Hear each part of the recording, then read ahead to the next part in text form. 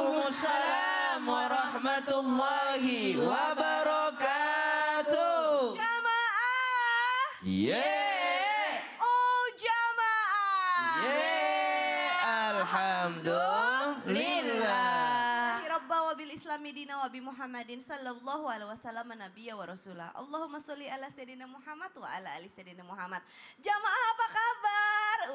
Di sebelah kanan, sebelah kirinya ada orang tuanya enggak? Coba peluk sayang cium dulu orang tuanya. Sekarang saya mau nanya, di sini siapa yang rindu sama orang tua? Angkat tangan. Khususnya sama ibu.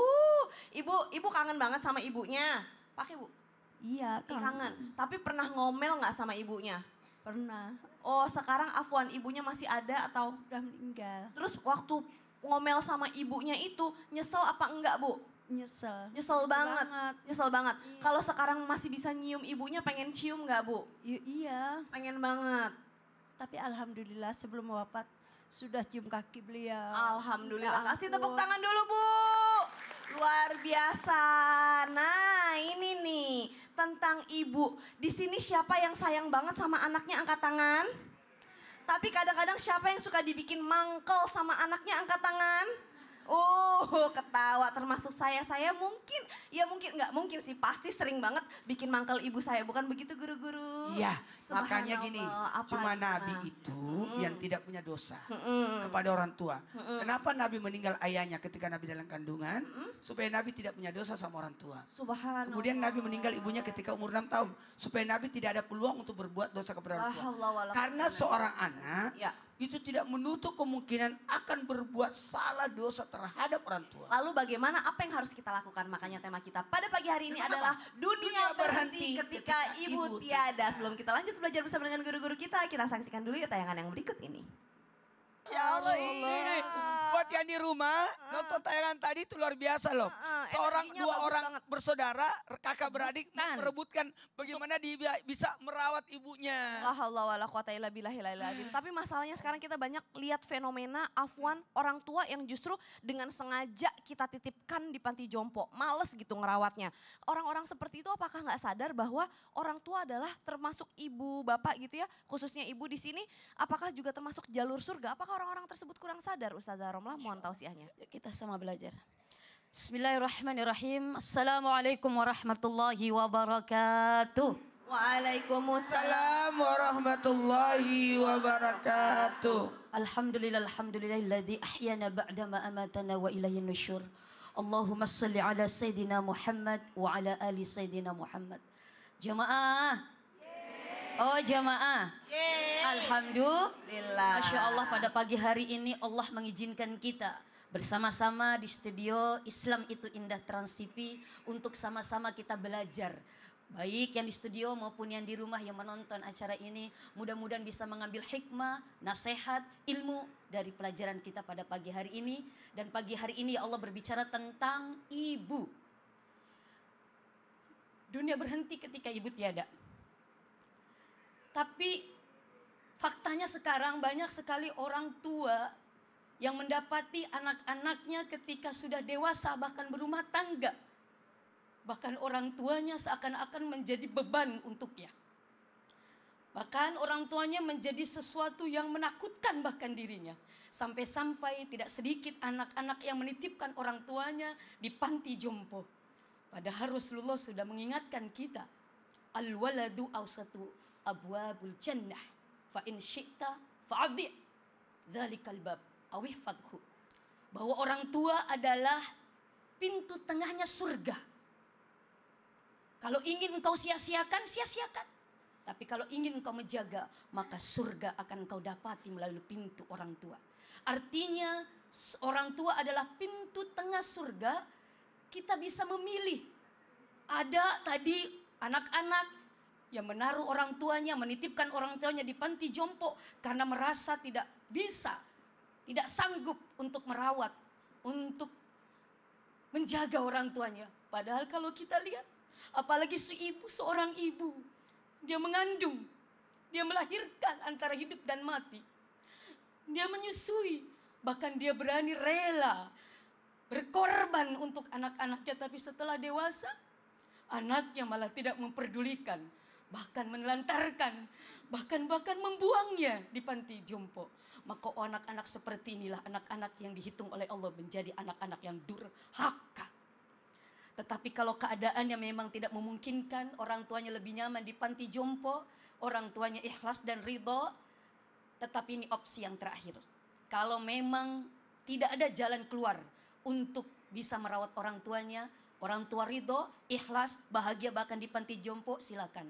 Tapi itu opsi yang terakhir. Kuncinya adalah orang tua ridho dan emang maunya Betul. orang tua. Iya, betul, maunya, udah saya mau di sini aja. Karena terkadang ketika dia mungkin sama anak, dia kurang nyaman, anaknya sibuk kerja, sehingga mohon maaf di panti jompo dia berasa nyaman. Ada Tapi hati-hati, ridhonya tuh emang ridho ikhlas bener atau karena terpaksa Kita lihat. ngelihat anak nih kayaknya emang Perwakilan nggak mau dari ngurus ibu saya. ini dari tadi dia nangis terus. Subhanallah. Kalau menurut ibu, Udah lama gak punya ibu sama bapak. Oh, ibu udah lama nggak punya ibu. Kapan terakhir? Saya sudah lama. Kapan terakhir Saya ketemu? Bisa sayang sama saya. Oh, Ibu sabar. ibu ngerasa ibunya ibu sabar banget sama ibu.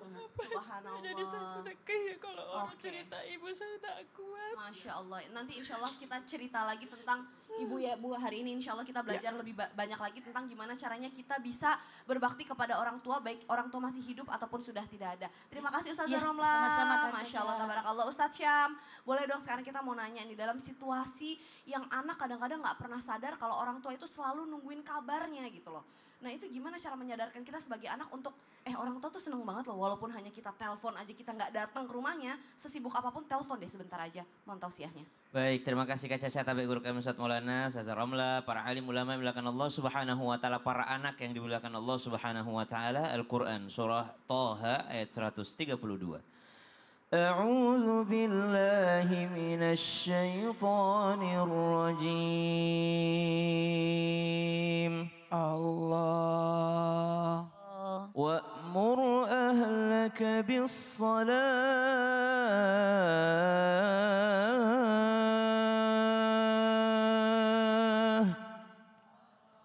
وأمر أهلك بالصلاة واصطبر عليها لا نسألك رزقا نحن نرزقك والعاقبة للتقوى. Allahumma arhamna bil Quran. Kalau untuk seorang anak bagaimana agar sadar, ya dengan belajar. Semakin kita belajar semakin bertambah pengetahuan kita tentang keutamaan berbakti kepada orang tua. Semakin kita belajar semakin takut kita akan azabnya Allah yang pedih bagi anak-anak yang tidak memuliakan kedua orang tuanya. Tapi sekarang yang ingin kita pertanyakan, apa yang harus dilakukan seorang ibu kalau anaknya acuh? Apa yang harus dilakukan seorang ibu kalau anaknya ternyata subhanallah tidak peka terhadap perasaan ibunya, perasaan ibu yang telah melahirkan membesarkannya, karena anaknya ini agak cuek subhanallah. Maka yang pertama perlu digarisbawahi para ibu yang dimuliakan Allah Subhanahu wa taala, baik yang di studio ataupun yang ada di rumah. Ibu yang ungu dari mana, Bu? Oh, Sumedang, langsung lupa gayanya karena sedih ya. Ibu yang dari Banjarmasin dari mana, Bu? Dari mana? Ibu yang dari Ores dari mana?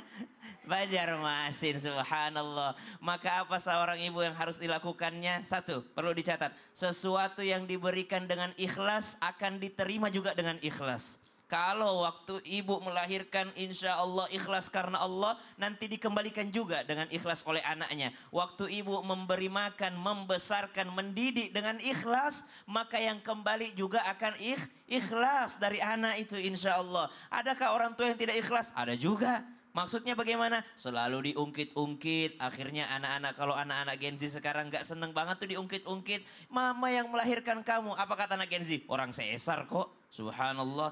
Mama hampir mati melahirkanmu. Lah orang mama dioperasi kok. Subhanallah. Maka Kau gak usah sam. Yes. Buat anak-anak di rumah. Oh, Merin Kau Ustaz tuh. kira ibu yang melahirkan itu pakai, maaf, normal, Ya. sesar, sesar lebih parah Ustaz. Betul. Karena itu kan, itu sampai kering loh berapa Aku 2 bulan. kali ngerasain. Subhanallah. Pedih, lebih sakit dari sakit banget setelahnya, subhanallah. Makanya dunia itu disebut juga kebun, tempat menanam karena apa yang kau tanam insya Allah itu yang kau tuai. Oh, jadi memang belajar dari orang tua ya memang harus ikhlas ridho. Anak adalah titipan Allah, Betul, punyanya Allah gitu ya. Ustaz Ustaz Syam. kan sudah punya anak Betul, juga. betul. Gimana perasaannya? Punya anak? Aduh, langsung terbayang bagaimana menjadi seorang orang tua Ustaz. Subhanallah. Masya Nah, Allah. tapi ini Ustadz Maulana, ada beberapa anak yang qadarullah memang ibu kandungnya ya Ustadz Syam udah nggak ada.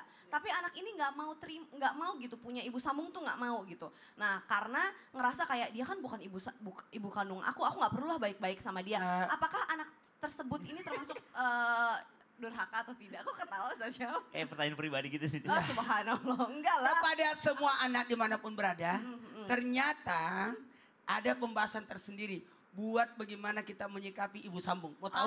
Mau, setelah ini jangan kemana-mana, tetap di Islam itu indah. Jamaah! Yeay! Oh, jamaah! Alhamdulillah.